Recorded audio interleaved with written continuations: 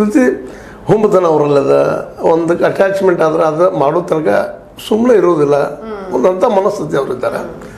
ಅವ್ರು ಮರಳಿ ಕಾಂಗ್ರೆಸ್ ಹೋಗ್ತಾರ ಅನ್ನೋದು ಒಂದು ಸ್ವಲ್ಪ ಸಂಶಯಾಸ್ಪದ. ಯಾಕೆ ಅಂತಂದ್ರೆ ಅವ್ರಿಗೆ ಅತ್ಯಂತ ಪ್ರಬಲ ವಿರೋಧಿನ ಡಿ ಕೆ ಶಿವಕುಮಾರ್. ಡಿ ಕೆ ಶಿವಕುಮಾರ್ ಅವ್ರಿಗೆ ಟಗ್ಗಫಾರದ ಇವತ್ತು. ಹೀಗಾಗಿ ಅವರು ಕಾಂಗ್ರೆಸ್ಗೆ ಎಷ್ಟು ಮಟ್ಟಿಗೆ ಹೋಗ್ತಾರೆ, ಹೋಗೋದಿತ್ತಪ್ಪ ಅಂದ್ರೆ ಇವತ್ತು ಡಿ ಕೆ ಶಿ ಅವ್ರಿಗೆ ಸೆಲ್ಯೂಟ್ ಒಗೆದು ಹೋಗ್ಬೇಕಾಗ್ತದಲ್ಲೇ, ಅವ್ರಿಗೆ ತಗ್ಗಿ ಬಗ್ಗೆ ಹೋಗ್ಬೇಕಾಗ್ತದೆ. ಯಾಕಂದ್ರೆ ಇವತ್ತು ಆ ಮಟ್ಟಿಗೆ ಬೆಳೆದಿದ್ದಾರೆ ಕಾಂಗ್ರೆಸ್ನಲ್ಲೇ. ಹೀಗಾಗಿ ಅವ್ರು ಅಲ್ಲಿ ಹೋಗ್ತಾರ ಅನ್ನೋದಕ್ಕೆ ಭಾಳಷ್ಟು ಪ್ರಶ್ನೆ ಇಲ್ಲ ಅನ್ನುವಂಥದ್ದು ಭಾಳ ಕಂಡು ಬರ್ತದೆ. ಹೀಗಾಗಿ ನೋಡ್ಬೇಕ್ರಿ ಏನಂತಾರೆ. ಬಟ್ ಈಗ ಇಬ್ಬರು ನಡ್ಕೊಂಡು ಏನು ನಡೆದದಪ್ಪ ಅಂದ್ರೆ ಈ ಒಂದು ನಮ್ಮ ಸೌದಿಯವರಿಗೆ ಮತ್ತು ರಮೇಶ್ ಜಾರಕಿಹೊಳಿ ಅವರಿಗೆ ಇವರಲ್ಲಿ ಯಾರು ಬಿ ಜೆ ಪಿಯಾಗಿ ಉಳಿತಾರೆ ಅಥವಾ ಕಾಂಗ್ರೆಸ್ ಉಳಿತಾರೆ ಅನ್ನೋದು ಇನ್ನೂ ಯಕ್ಷ ಪ್ರಶ್ನೆ ಐತೆ. ಆದ್ರೆ ಇವರು ಮಾತ್ರ ಬಿ ಜೆ ಪಿಗರು ಮಾತ್ರ ಇವ್ರಿಗೆ ಬೆನ್ನತ್ತಿ ಸುಳ್ಳಲ್ಲ. ಯಾರಿಗೆ? ಸೌದಿ ಅವರಿಗೆ.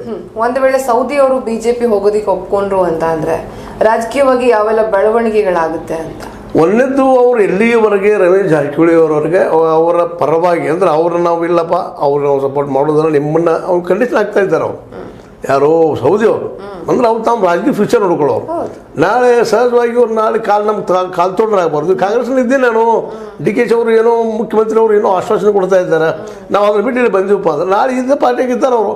ಮತ್ತೆ ಇಲೆಕ್ಷನ್ ಮುಗಿದ ತಕ್ಷಣ ನನಗೆ ನೀವು ಮನೆ ಕಳಿಸಿದ್ರೆ ಏನು ಮಾಡೋದು ಅನ್ನೋ ಭಯನೂ ಅವ್ರಿಗೆ ಕಾಡ್ಲಿಕ್ಕತ್ತದ.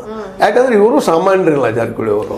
ಯಾಕಂದ್ರೆ ಸ್ವತಃ ಇವರು ಸತೀಶ್ ಇವರು ನಮ್ಮ ಯಾರು ಶಾರ್ ಅವ್ರ ಜೊತೆ ಸಂಪರ್ಕದ ಇವರು ಎರಡೂ ಮಗ್ಗಲ. ಮತ್ತು ಇವರು ಮೊನ್ನೆ ನೀವು ಇಂಟರ್ವ್ಯೂ ನೋಡಿದ್ರಿ, ಸ್ವತಃ ಸತೀಶ್ ಅವ್ರು ಹೇಳಿದ್ದಾರೆ ಗಡ್ಕರಿ ಅವ್ರಿಗೆ ಭೇಟಿಯಾಗಿದ್ದೀನಿ, ರಾಜಸಿಂಗ್ ಅವ್ರು ಭೇಟಿಯಾಗಿದ್ದೀನಿ, ಅವ್ರಿಗೆ ಭೇಟಿಯಾಗಿದೆ ಅಂತೇಳಿ. ಅದು ಸ್ವಚ್ಛವಾಗಿ ಎರಡೂ ಪಾರ್ಟಿಗಳ ಮೇಲ್ ಲೀಡರ್ಗಳ ಜೊತೆಗೆ ನೇರಾನೇರ ಸಂಪರ್ಕ ಇವರು ಅದಾವೆ. ಅದಕ್ಕೆ ಈ